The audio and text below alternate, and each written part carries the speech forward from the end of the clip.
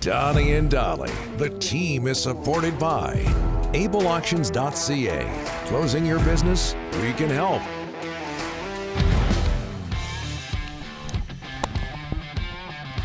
Tuesday, all of today's guests, including Craig Button, standing by, brought to you by the Bayside Oceanfront Resort. Book your stay at the Bayside and enjoy the many amenities the hotel has to offer, such as oceanfront rooms, free parking, oceanfront restaurant, cafe, indoor and outdoor swimming pools, gym, more. Call 250-248-8333 or go to their website, BaysideResortParksville.com. He's released his projected 2026 Team Canada Olympic roster, and he joins us now, TSN Scouting Director Craig Button. Craig, thanks for doing this, sir. How are you? Great. How are you both doing? Good. We're back to the salmon. I missed it. I missed look at this. On your walls. That's pink. You're wearing That's more pink. Salmon sweater. I'm calling it salmon. I missed it. Thank you for bringing it back. We appreciate that, especially out here in I said if there's no salmon in the background, I got to wear salmon or have salmon. I'm trying to keep the salmon. Showing you the new little setup. There'll be more to see in the weeks to come. Nice. We look forward to that. Okay, I love this stuff. I love it when you or anybody else who knows a hell of a lot more about hockey than Rick or I does things like this. Your projected 2026 Team Canada Olympic roster. Let's start in goal, Craig, where a lot of people around Canada are going to start. What would your opinion be if indeed this comes true and the Canadian trio is Hill, Binnington, and Skinner? Okay, I want to say one thing before we get to there, and never ever say that I know more than you and Rick or anything. The beautiful thing about our country is the passion and knowledge that people have for hockey, and the debates and discussions that we can have around who should be on the team, who shouldn't be on a team, or what makes that. That's what makes it so great, and our country has that far and wide, and you two are a big part of that. So hey, Craig, this is just Craig, I was just saying that to be nice. I know everything you said is true. Right? Yeah, but to the listeners, because you know what I get? Like on social media, all I hear is what an idiot I am. So, join the club. Yeah. Goaltending. But that's what makes the exercise so great. Yeah. Is that we can do this, and it's 2 years out, and we're going to have a lot of backers on. So if your name isn't Vasilevsky, there's no other country in the world that has one Stanley Cup winning goaltender on it, let alone two. I think there's a little bit of worry that's probably unnecessary with Aiden Hill and Jordan Binnington. 2-month runs. And keep in mind that Jordan Binnington did it for a half a year and then 2 months of the playoffs in 2019. Aiden Hill had to come into a situation where, the team was very good and he stepped it up big time for the playoffs. I don't think the same worries about the Canadian goaltending as maybe some others do. Yeah, okay. Carey Price isn't there. We know Carey Price was an MVP, was elite. Marty Brodeur, Roberto Luongo, before that, Patrick Waugh. We know that Aiden Hill and Jordan Binnington aren't in that category of goaltenders. But this is a good team, and I think those two goaltenders have shown unequivocally that they can lead a team to victory and be steady and even and consistent in the net, which I think that's what it's going to come down to. You have Sidney Crosby as your third-line center here. What do you think he's going to be like at age 38? I think he'll be great. You're going to get a first-hand glimpse of him tonight again in Vancouver, where he scored the golden goal in 2010. There has been zero fall-off in Sidney Crosby's game to this point in time. Now, I know 2 years is a lot of time, but Nick Lidstrom won the Norris Trophy at 40 years of age, and the best defenseman in the league. Sidney Crosby is defying the aging curve. And I use aging curve as a descriptor. Yes, most players fall into the aging curve. Sidney hasn't come anywhere close to that. We're talking with somebody that's still in the MVP conversation this year at this age.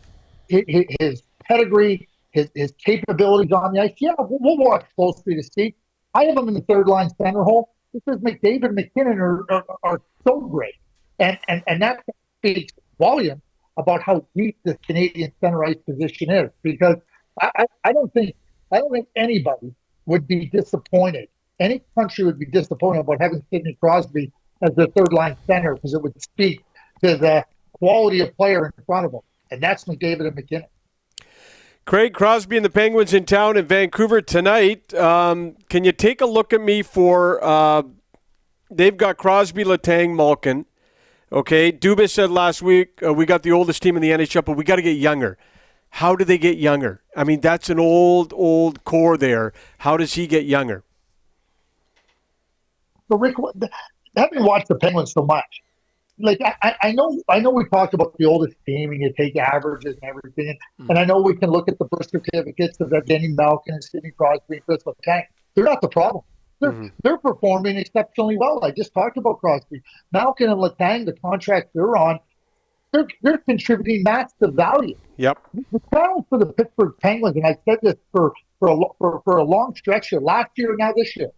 In my view, they have 4 forwards that are performing. 4. And that includes Guentzel, who's out. They have 4 defensemen that are performing. And then goaltending, it's been a little bit uneven at times, but I still believe that Tristan Jarry could be a good goaltender. That only adds up to 9 players.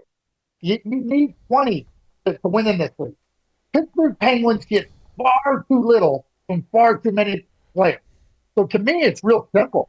Like I have no problems with Crosby, Malkin, Letang, Carlson, none of those Guentzel, Russ. I have no problem with those guys. It's the rest of the roster that's no good, that isn't performing at any level to help those guys. So to me, tell Dubas it's real simple. Go and look at where you're going to add to support the group. Because the problem isn't with the core group that's a little bit older. It's with the rest of the composition of the team. And that was the problem last year, and it's the problem this year. Hey, Craig, Guentzel is hurt right now. The Canucks are one of many teams poking around trying to see if they can get him. It's going to be an astronomical price for him. What are your thoughts on Guentzel as a rental or possibly a sign and trade? Well, I mean, to me, I'll just talk about Jake, first of all, as a player. I mean, he's been an instrumental member of 2 Stanley Cup teams. He's been a top performer in the National Hockey League for years. Oh, yeah, and the Vancouver Canucks. Let me see, Jim Rutherford, Patrick Alvin, and Rick Tocchet. I think they know him pretty well. So not only do they know what the player is, they know what he is as a person and how he can fit in. I think Jake Guentzel would be a fabulous addition to the Vancouver Canucks. And yes, the price is significant. But we're now talking about a team now in Vancouver, and there's other teams. Like, if you want to be serious about winning the Stanley Cup and competing for the Stanley Cup, there's a price. There's a price. And certainly, you watch your team, you want to believe that your team is good enough. I don't think there's any question that the Vancouver Canucks have answered that question. So now, what level of comfort do you have in making a trade for Jake Guentzel that it's going to be expensive? And you're right, there's no question about it. But there's also the opportunity cost of looking at your team and saying, okay, are we good enough to win with this group? And what would it mean if we added that player? I think they made major steps in adding Zadorov and Lindholm. Zadorov in the fall, Lindholm just prior to the All-Star game, and now another move like this. You're trying to move yourself ahead of the competition. I think that's what Guentzel could do for the Vancouver Canucks.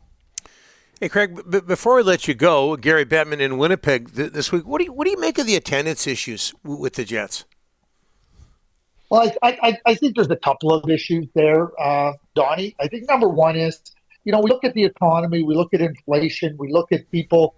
There's been interest rates that have risen, people with mortgages. Where's the disposable income? A lot of that has had to go now to paying off higher mortgage interest, and cost of living has gone up. And certainly we see wage freezes in a lot of different industries, and that's going to impact what I call the spending capabilities of consumers. And that's number one. Number two is I also think that the Winnipeg Jets, the last couple of years, there was a lot of what I would call kind of disenchantment with the team, disenchantment with the way they played. And that was evidenced by the way Rick Bowness talked at the end of the regular season last year. So I think that's gone into the marketplace, those two things. But I do know this about Gary Bettman, and I've seen it time and time again for decades. He's committed to the franchises that are in their current market and is going to work with ownership and key stakeholders and the fan base to try to help, get it back to where it needs to be. Yeah, it's going to be concerning when you see ticket sales drop and season ticket sales drop. And Mark Shipman is concerned. But now it's about trying to find solutions and understanding what can be done to try to help that along. Gary has demonstrated that in numerous places in North America, Canada, and the U.S. And I think that sometimes you need a little bit of a flashing light to be able to, well, we better get our attention over there. I think that's what's happening in Winnipeg. But those are the reasons that I see for the fall off. Yeah, I don't want to see them lose a team two times the great hockey city of Winnipeg. Craig, thanks so much for this, sir. Good to see the salmon back, and we'll talk to you next week. Women upstream. Beautiful.